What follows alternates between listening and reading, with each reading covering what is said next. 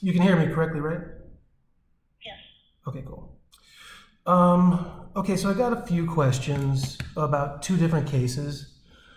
The first case is going to be 23SC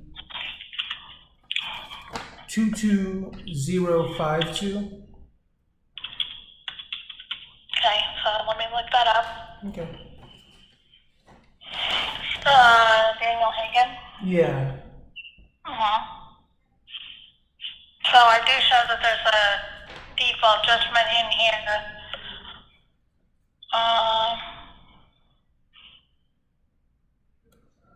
Okay, so it looks like we rejected the default judgment because the defendant filed a response. Okay. Doesn't the So you'll defendant? be. Does the Go defendant? ahead. The defendant only gets 14 days to respond, correct? If you have not filed your motion for default and they file a response, then we'll go ahead and take their response. Well, I filed a default judgment back in September. You did, but that was rejected. So when it's rejected, it's like we didn't do anything with it. So it was rejected. We don't count that. Okay, so I just want to know, do they have, does the 14 days matter? Like, what is the 14 days? So it's 14 days from the date that they are served. And if you get your motion for default judgment and it's accepted and reviewed and accepted, then we will go ahead and enter it in. But if in that meantime, once we reject it, it's no longer, it's void. We don't do anything with that. So therefore, it's like you never filed it because we had to reject it for one reason or another. So in the meantime, if they file a response, then we go ahead and take that response. It's not like they have 14 days and after that, they can't file it anymore. If they do file something and you haven't had your default in, and it's being correct in our system, then we'll go ahead and accept their response and schedule a hearing. That's not in the instructions anywhere, is it? No, and we don't have to put that in our instructions to explain to you that, if somebody files a response after the 14 days, we won't or will accept it. Depending on, the default judgment was not, for whatever reason, we returned it back to you. So it's like it never happened. It wasn't rejected. Why? It was rejected, according to the notes that I'm reading on the default judgment. Not the second one. The second one came in after the response was already filed. So we did reject it for that reason. But the first one that came in on October 27th, that one was rejected because it says the case caption must match the original claim. So the case caption didn't match how you originally filed it. Well, that's not the first one. That's not the first motion for default. So the 23rd, October 23rd, no action submitted without proposed judgment. So you filed just the motion, but not the proposed judgment part of it. The second time around, on the 27th of October, it got rejected because you put the case caption incorrect. It has to match identical to how you first filed your claim. The third time you filed it, there was, by then, a response filed into the case. Okay, so the the August 21st motion for judgment. August? Yeah. Let me take a look. Hold on.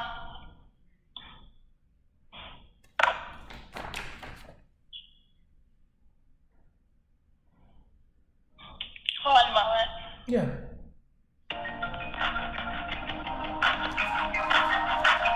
These fucking people, dude. Jesus fucking Christ. August? What are you talking about? August? What's this Augustness? What?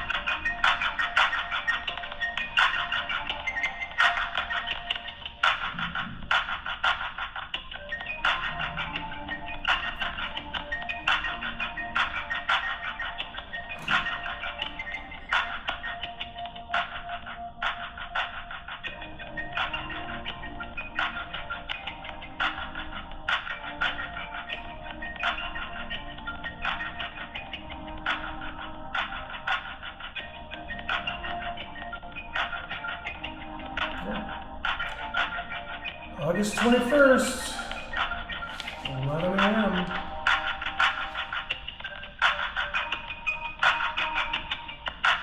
Hearing on that judgment was 10:20.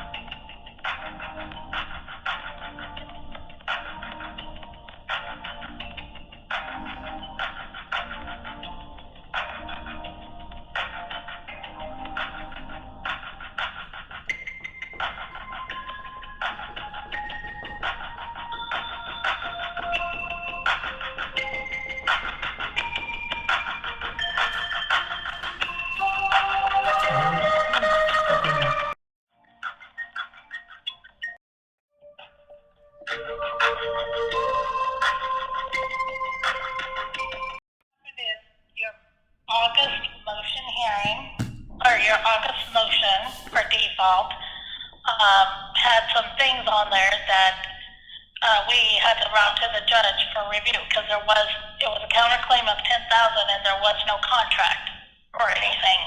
So we routed it to the judge, and the judge asked for it to be scheduled for a motion hearing, and that's when you went to your motion hearing. On October 20th, you had your motion hearing. Mm-hmm. So then at that motion hearing, the judge set it for mediation. Yeah, incorrectly, but yeah. Okay, so that you're asking me what happened to the motion default judgment. That's what happened. Right, so... On the August default judgment, that's what happened. Okay, so I'm just get two things clear. So does the 14 days does the response not end with my first motion for judgment, which was converted? No, because it was not, the judge decided that your default judgment had stuff on there, didn't have enough information on there, didn't have the contract attached to $10,000 that you were trying to get. So that's the reason why the judge decided to do a motion hearing. And then when you went to the motion hearing, the judge denied that default judgment and said schedule it for a mediation hearing. He did not deny that. Okay, well, hold on.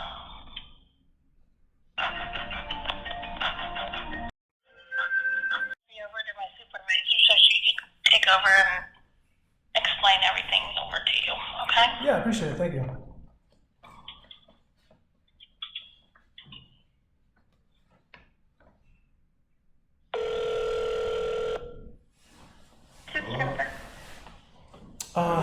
Hey, so this is Dan. Hey, did you, have you been briefed or filled in a little bit on what? Yes, and I believe I talked to you up in administration a while ago. Yeah, it's over there, like. Oh, okay. Wait, is this Rachel? No, this is Jennifer. Yeah. Oh, okay. Okay. So, yeah, so my question, so my motion was just rejected because they had a response after the default judgment hearing. Now, the judge in that hearing said that there was nothing stopping me from getting my default judgment. I'm sure. Now, he incorrectly scheduled a mediation because this is such an unusual case that usually that's what would have happened. Yeah, I got it. But we were already at the default judgment stage, and he said that that motion, or I should say, the confusion perhaps about another case did not apply to this case, and that it didn't stop me from getting money from the defendant. That's what he ruled in the case, at the hearing, I should say. Okay, but he didn't sign off on an actual default judgment. And it looks like I don't know what happened, but you refiled your motions for default judgment, and then it looks like there were some issues with those attempted filings, which is why we had to reject them. So, but filing the default judgment is all that matters, correct? No. If there had been no issues with your default motion, and we got a response after it, and there hadn't been a default entered, it would all go to a judge, and based on the amount of the claim, it would have to go before a judge for review. Right. So it would be on the judge what would happen at that point. Right. At this point, because your motion was rejected, and the respondent got in a response before you filed another motion, we had to reject this last motion. Okay, so there's a few issues with that. If my motion had been rejected, there would be no more hearings or matters going forward. That would, in essence, dismiss the entire case. No, the rejection is the reason it's not being fully processed is because there are errors on your documentation. In the first one? In the first one from August, Yes. that one isn't going to be used anymore because it had a motion hearing. The ruling on that motion was that it needed a hearing. And then the judge at that hearing, did not sign off on it. He wrote his order, which says to set it for mediation and do all this stuff, but it doesn't stop you from pursuing your claim, is how the order reads. Yeah, exactly. And so, right. But he didn't say, But he didn't say he no. didn't grant the action. Yeah. Well- Yeah, he didn't say yes or no, but then you needed to file another default because that motion has already been discussed, and he has made his order, so that is no longer, you have to file a new motion for default. Okay. And you did. Okay, and so- then those first, looked like there was an issue with it not having the proposed judgment. The second one, you adjusted the case caption. It looks like you added your middle name in there, which you have to keep it exactly the way as your original claim, so that one got rejected. And then unfortunately the response came in. Well, that's what I'm saying. So, why would that initial default judgment back in August be irrelevant going forward? Because the ruling on that motion was that it needed a hearing. And then the judge at that hearing didn't sign off on it. He just made an order to set it, that you can keep pursuing and that it should be set for mediation. Although if there had been no issues with your follow-up motions, we would have sent that to the judge and just let them determine what next steps there are. But Right, there were okay. issues with those documents. Right, so this is small claims, right? This is supposed to be like easy for normal people, right? So, what we're discussing right now, is this in any of the instructions anywhere?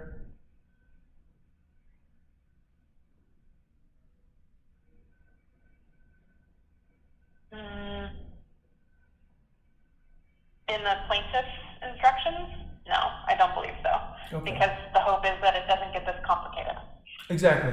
So, now that so how would I ever know that I was supposed to file another default judgment motion?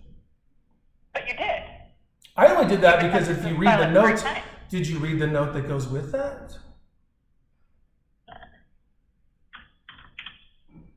Because each one was the same note, I just changed the date to the correct filing.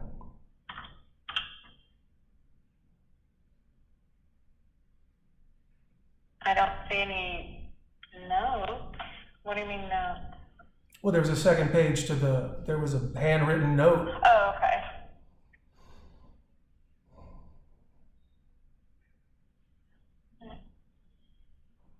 Okay, I see it on here.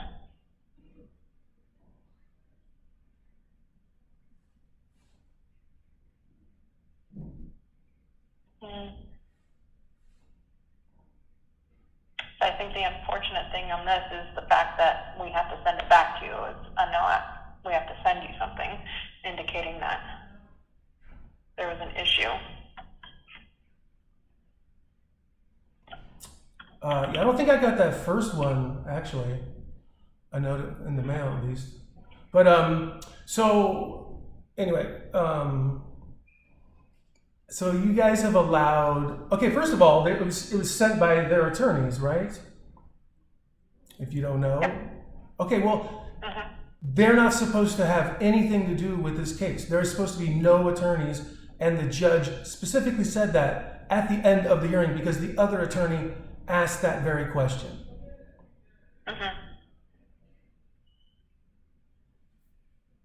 So how are Well, you? they won't be able to, they're not supposed to appear at the mediation. Well, they're also not supposed to in any way have anything to do with anything, interfere in any way. I have the ROS statute. Okay. And it actually specifically talks about no attorneys, specifically attorneys having nothing to do at all. That means communication, correspondence. I don't know that it's that specific. I mean, at this point, this is certainly if the mediation does not work out and you guys go to trial, this is all stuff you can bring up at the trial. Okay. Just to let you know, I'm homeless and I'm in a homeless shelter because of this case. So the fact that we can drag this out forever and abuse this system, and I'm supposed to be the one that gets the benefit of the doubt, I don't understand why. I just don't understand any of this. This whole entire case, top to bottom, is bananas bizarre. So if he said that I could continue, so the hearing, so I don't understand what that ruling was on his part. So he said yes, that the reason for the hearing was to see if that other case stopped me from getting money from them, right? Okay. And he said, no, you can continue to get money from them. But I have to file another default judgment because he said yes to the default judgment. But Well, he's ordered it set for a mediation. He didn't grant your default. He says nothing's stopping you. Again, I mean, this is. that's why it's I'm not going an forward. attorney. Well, that's why it's going forward. It's like if he had said no to the reason of the hearing, we wouldn't be going forward. See, we were already at default. Now we're going backwards in the process. Right, but he did, I mean, on his order from October 20th, he mentioned setting it for mediation. Right. I don't think he realized, because he says in the normal course in those instructions. He's thinking that this is before mediation, especially after that hour of discussing all this. As I didn't realize that if that had been the case, I would have brought that up right there, right in the court. That the whole point was we were at the end of this case. But so they're filing their response like 90 days into this case. It gets accepted. My motions get rejected. And none of this is available for anybody to know any of this. And I cannot see how any of this is just, fair, or makes any sense.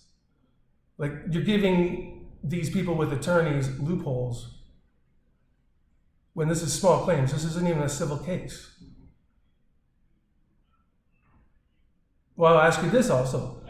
Can, if they haven't been granted counsel by the defendant, I don't see anything on here saying that they are allowed to have an attorney. Correct. I'm talking about the previous one. Now, we talked about how the judge accepted that motion that he should have rejected. That allow them to appear at the motion hearing, right? Right. And it's very specific, it's only for that hearing. So Right. unless they file some other motion requesting, they should not be showing up at mediation or trial. Right. So And that request would have to be granted, obviously. right. And so they sent in through their lawyers their response, and they sent to me through their lawyers, from their lawyers, their response in first class mail.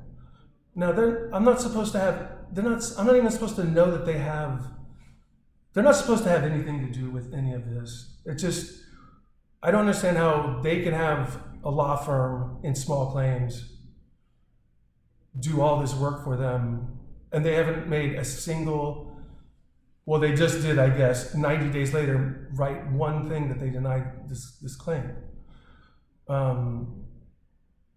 So, I mean, we're going to go to trial no matter what, because I'm not going to accept anything at mediation less than, because if I'm already at the default judgment stage. So, okay, well, I'll ask you this. What happens at mediation? What's mediation? Mediation it's not like on the court record. It's between the parties who are supposed to appear. It is a remote appearance. And then hopefully there's a mediator there. The goal is to have you guys work out and come up with some sort of agreement, and if not, it moves on to trial. Right, and theoretically it should be no attorneys at that or the trial, correct? Correct. They have not. That motion was very limited in its scope. Right. The one that they filed for that motion appearance. Right, but it doesn't limit them from doing that in the future.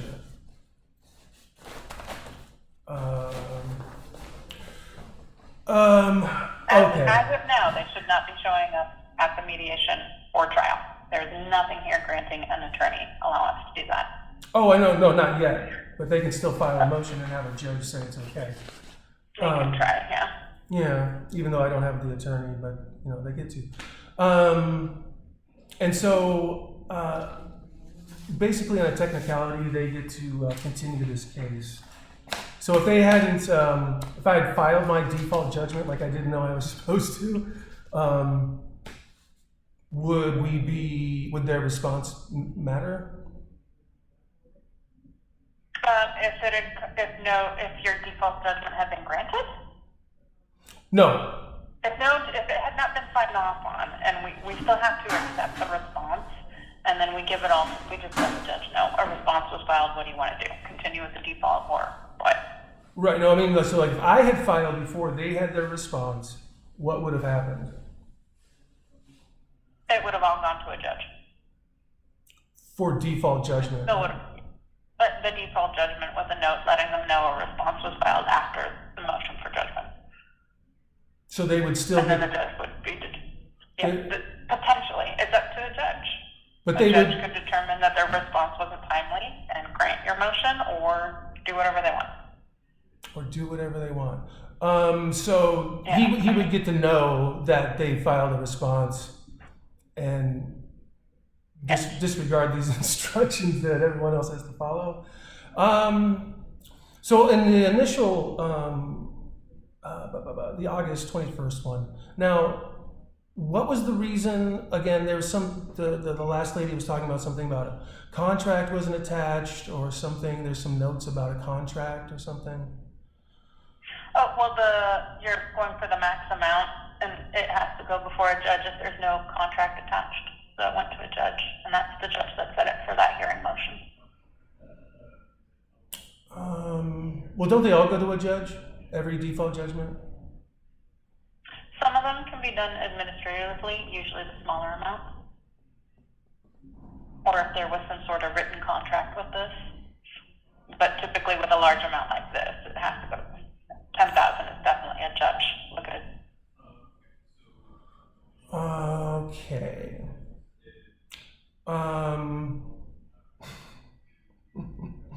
Okay, so as far as, has there been a date scheduled for this mediation yet? No, and it could be because of waiting on scheduling availability for the mediators, which we don't have any control over. And so, I guess I'm just super confused by the judge's ruling, so. I couldn't even hazard a guess as to why they ruled the way they did, either one of them. Looks like you had a couple judges look at this. Okay,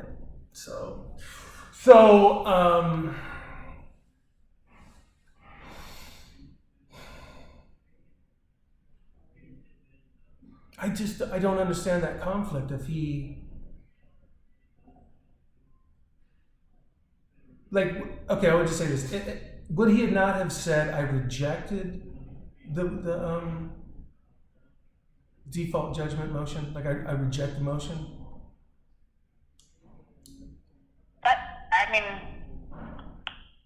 I couldn't tell you. He's saying nothing is stopping you from pursuing the claim, and that he wanted it set for mediation. That's what happened at that motion hearing. I know, but what I'm saying is he would have said he rejected the motion. Like you guys have rejected these other motions. Well, he didn't in his order. I don't know.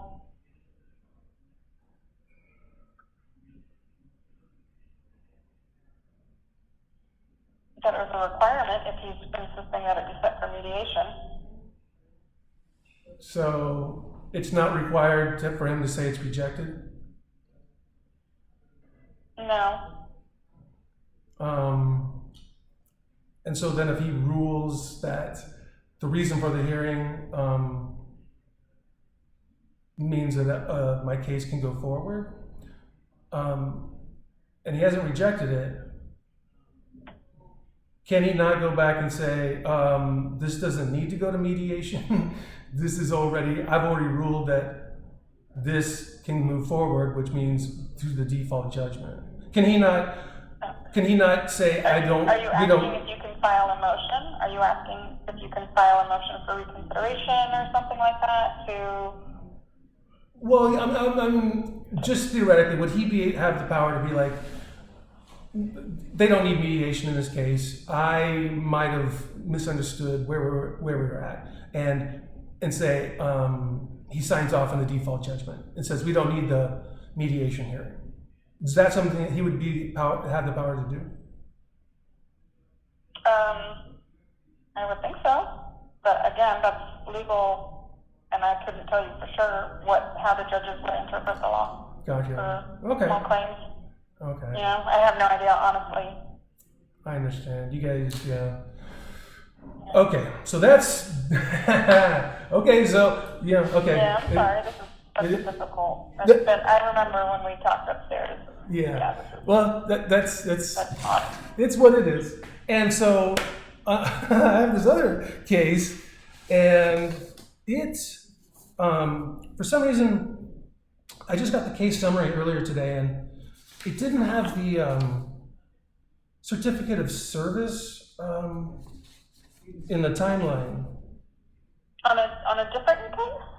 Yeah. Okay, so. Yeah, Do you happen to exactly. have that case number? Yeah, it's 23 SE 30850.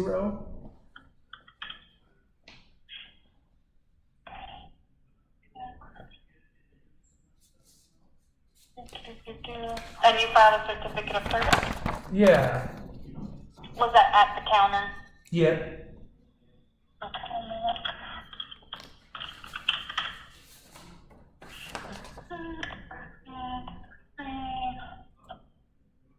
A lot of these things that are taken in at the counter have to go through a queue before we actually work them. So let me see if that might be where it's at. Hold on.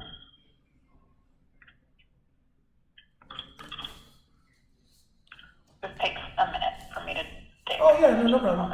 I know we live in a computer world.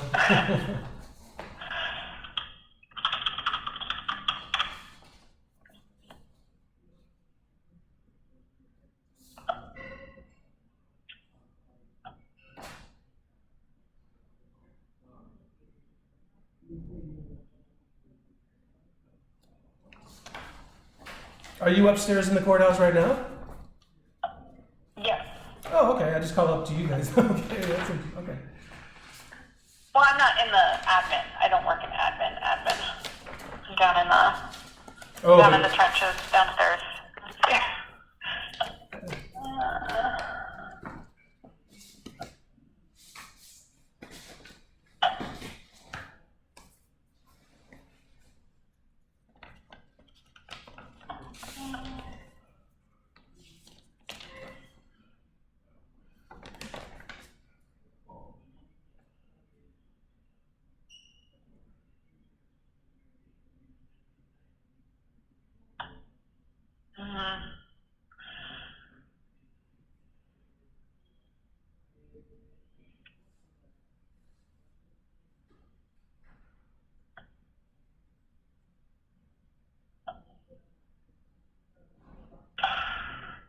I'm not finding it right off the bat, but I got about 100 things to look through to try and track it down. No problem. No problem. They've already they had a response already, so.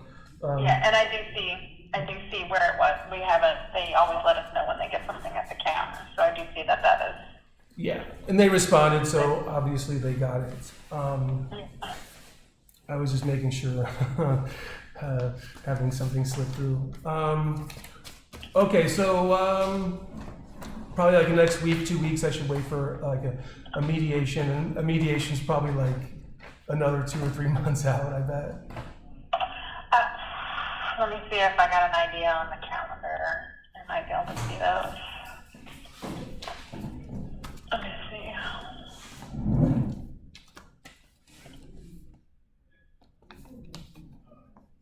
I mean, because at this point, they could ask for a jury trial, according to all the... Yeah. I mean, if they want a jury trial.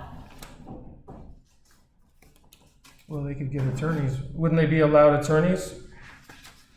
Yeah, civil automatically does that, yeah.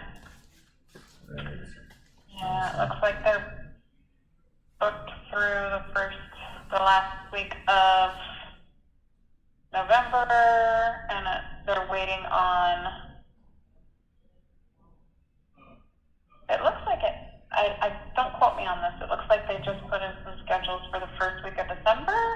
So maybe you'll fall in there, and then I don't see anything available after that, but that's just because we only know when they tell us.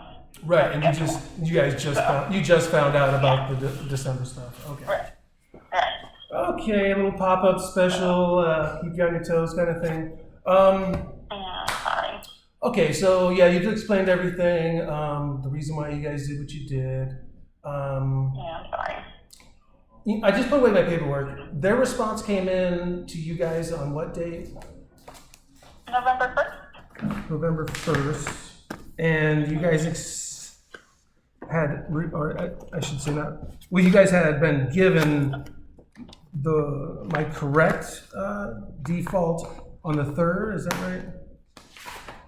We got the motion for default judgment on the 3rd, the last one. Gotcha.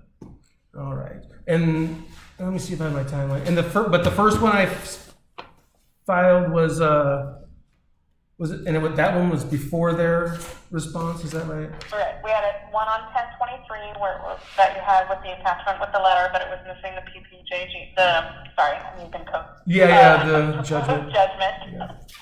It was missing that, and then the second one because you added your middle name on the caption for that one, which I do see is part of the caption on the other case, but it wasn't on this one, and so we had to reject it off of that.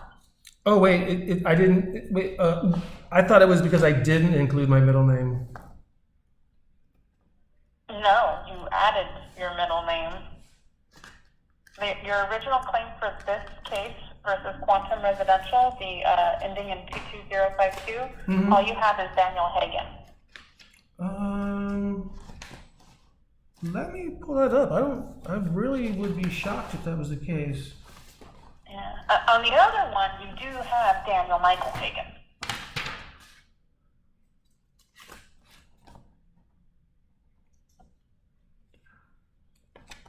Yeah.